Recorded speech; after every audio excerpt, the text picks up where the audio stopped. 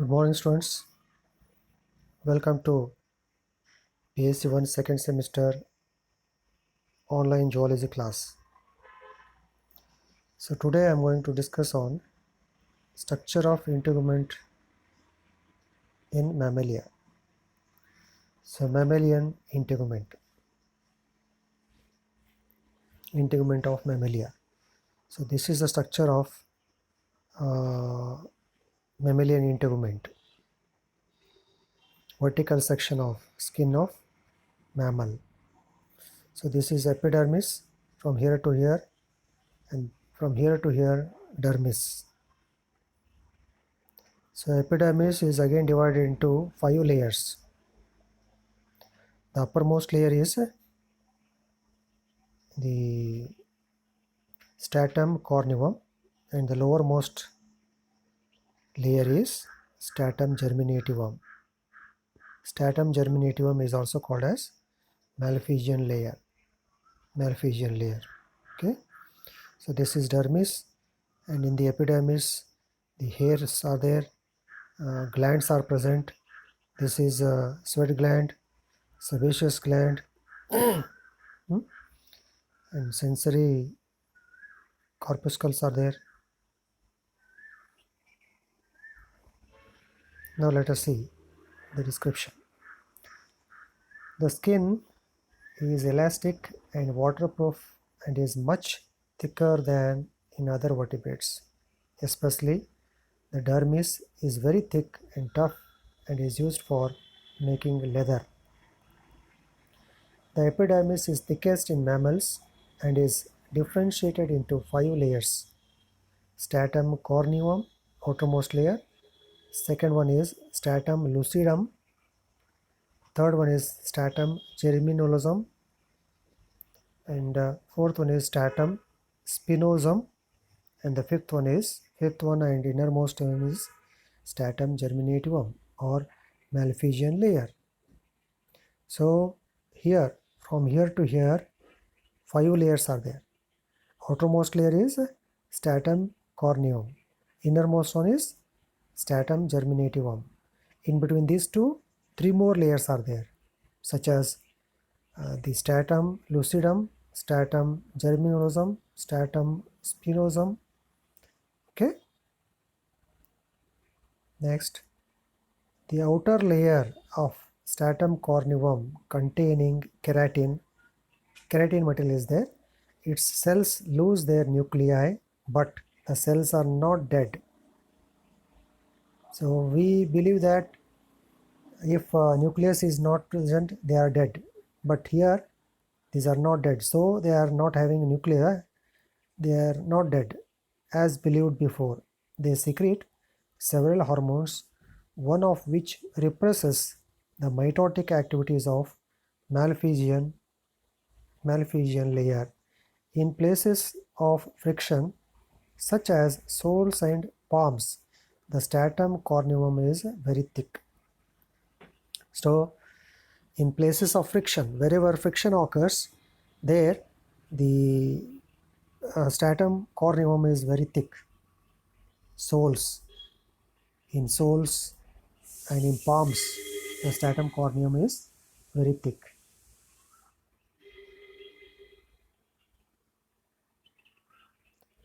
Next, stratum corneum is variously modified in various mammals to form epidermal scales, bristles, hairs, claws, nails, hoops, and horns, etc. See, the stratum corneum is variously modified. It is modified in various mammals to form epidermal scales. Epidermal scales are there in certain mammals, bristles are there, hairs are there, claws are there, nails are there, hooves and horns. They are all modified keratin material.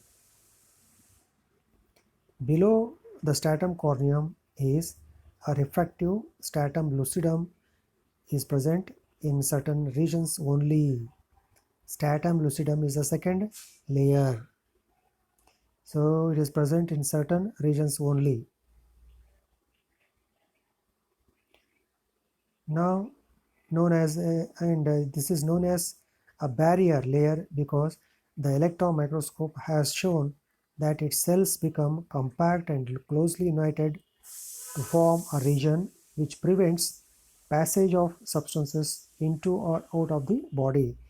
Between stratum corneum and lower layers, there will be no movement of particles because of the presence of stratum lucidum. Stratum lucidum is acting as a barrier between external environment and internal environment. Okay, so this compact and closely united to form region which prevents passage of substances into or out of the body. So this is a function of stratum lucidum. Next, stratum lucidum contains a chemical known as elidin. Stratum lucidum contains a chemical called elidin. So elidin is the precursor of keratin. Below this is a stratum granulosum. Below the stratum lucidum, above the stratum lucidum what is present? Stratum corneum is there.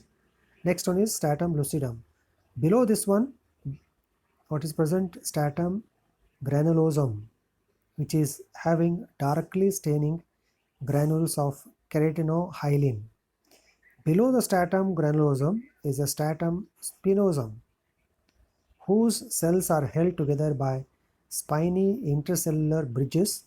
Each bridge has two arms in close contact, one arm arising from each cell. So we are talking about only the epidermis part. This epidermis part. We have not entered into dermis yet. Lastly, there is a stratum germinativum, lowermost region, this part. Can you see here?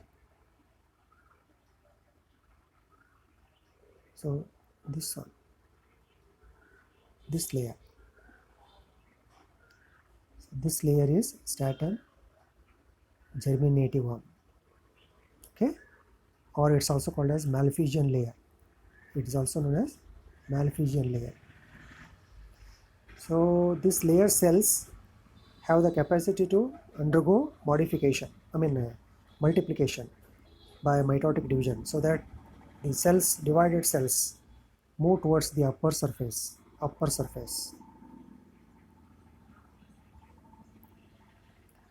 So Malpighian layer forms new cells continuously, which move towards the surface and become flat and keratinized till the stratum corneum has flat cornified cells made only of keratin. The outermost layer has only keratin. It is keratinized. Keratin is a type of protein. Okay. Next, this layer is sloughed off continuously and replaced by new cells. These new cells are coming from the lower stratum germinativum. There are no mucous glands in the epidermis of mammals. No mucous glands.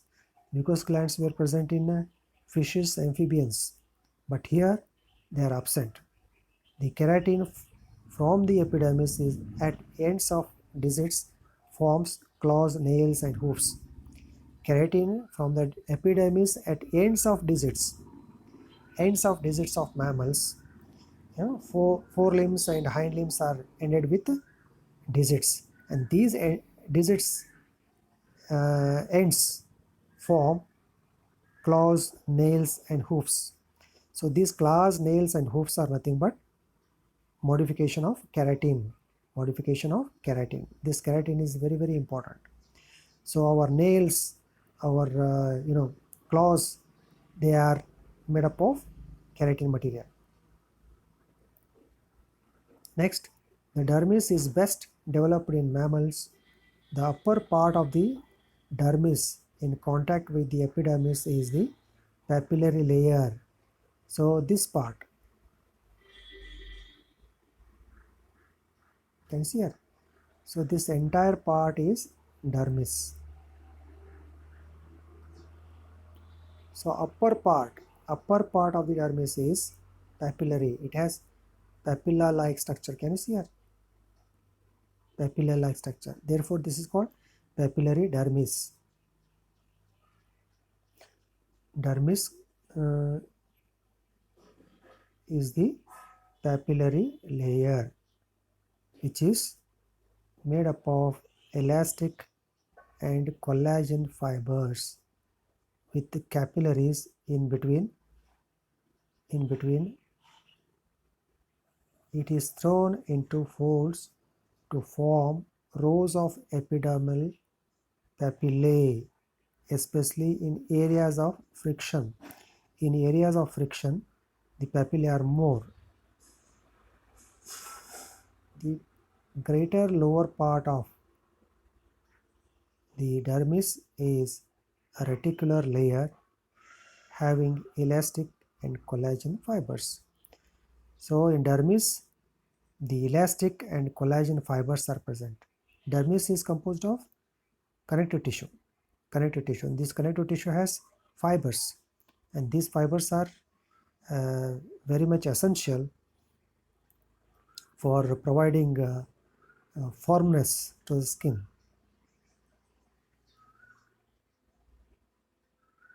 Next, in both layers, there are blood vessels, nerves, smooth muscles. Okay, so in both layers, nerves are there, blood vessels are present, not shown here. Blood vessels are present here, nerves, connective tissue, blood vessels, nerves, smooth muscles, certain glands, tactile corpuscles. These tactile corpuscles are sensitive to stimulus, touch stimulus. So they are sensory structures, sensory, parts present in the skin which receive the external stimuli such as touch, heat, cold. They're all perceived through these tactile corpuscles. And connective tissue, fibers extending in all directions. Below the dermis, the subcutaneous tissue has a layer of fat cells. So fat cells are present here. Subcutaneous tissue, subcutaneous just below the skin. Fat layer is there, fat cells forming adipose tissue, which helps to maintain body heat. This is very important. So fat tissue is present in skin of aves as well as mammals. Aves and mammals are warm-blooded animals. Warm-blooded animals means they have to maintain their body temperature irrespective of external temperature. Therefore, to insulate the loss of heat, they have fat tissue, adipose tissue below the skin, which is acting as an insulating substance. In making leather, only the dermis is used. In making leather, only dermis is used.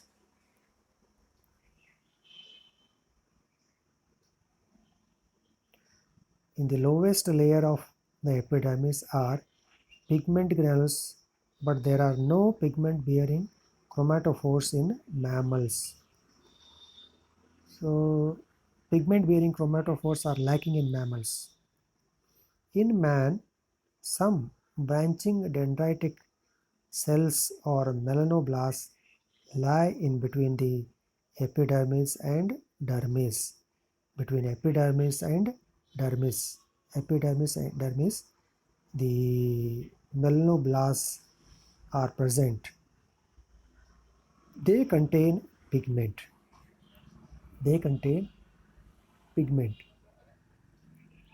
The epidermis forms hairs. So the epidermis forms hairs, sudorific glands, sebaceous glands, and mammary glands. See, hairs are the sudorific glands. Sudorific glands means sweat glands, and sebaceous glands, oil glands. Mammary glands. Mammary glands are functional only in females, not in males. Hairs form an epidermal covering. Shafts of hair project above the skin and their roots are embedded in hair follicles. Look here. So this is the hair. You see? Shaft of the hair is projecting out of the epidermis. Its base is kept in the hair papilla. Hair papilla. This is hair papilla. So this is hair papilla. So hair is there, and this is sebaceous gland. Sebaceous gland is opening into the hair follicle. Sebaceous gland secretes oil, and this is what the sudorific gland, sweat gland. See how it opens to the exterior.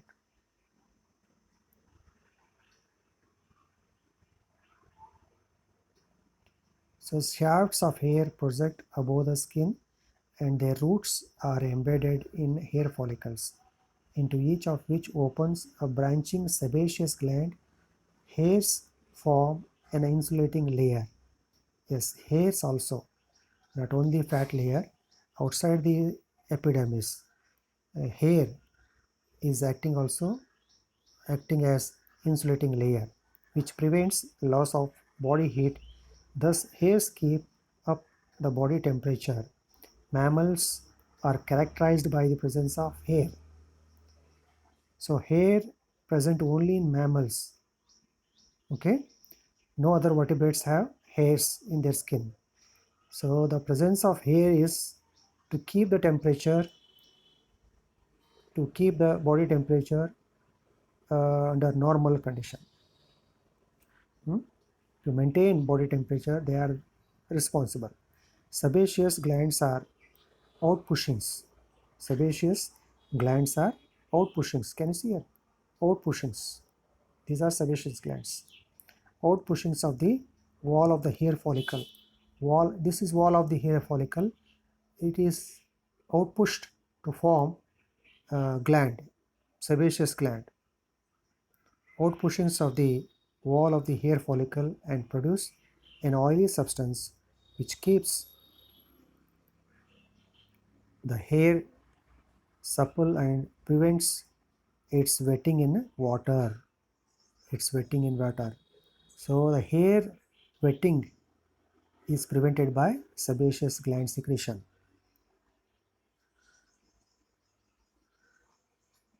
Next, it also replicates the skin. In the dermis are present coiled sudorific sweat glands which occur all over except lips and glans penis. So sudorific or sweat glands are present all over the body except lips and glans penis. So in males, tip of the penis has no the sweat glands. Mammary glands are modified sebaceous glands. Mammary glands are modified sebaceous glands, but in monotremes they are modified sudorific glands. In monotremes, what are monotremes? Egg-laying mammals, duck-billed platypus, echidna, they come under monotremes. They are modified sudorific glands. In monotremes, mammary glands are modified sudorific glands, whereas in other mammals, the mammary glands are modified sebaceous glands. They are functional only in females for producing milk for the young. Mucous glands are not found in mammals. They are completely lacking. Mucous glands are lacking in mammals.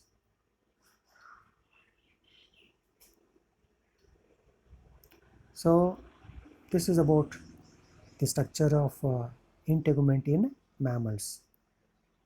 At the end of this chapter, class, we'll give you assignments.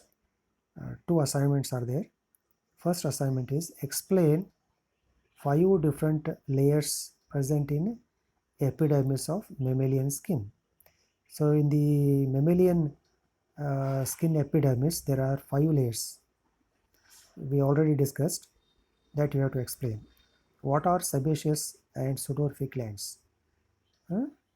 What are they are? What is sebaceous gland? What are pseudorphic glands? Explain them. Explain what do they do?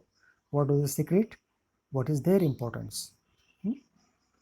Okay, this is about the with this we have completed comparative account on structure of integument in vertebrates. Thank you.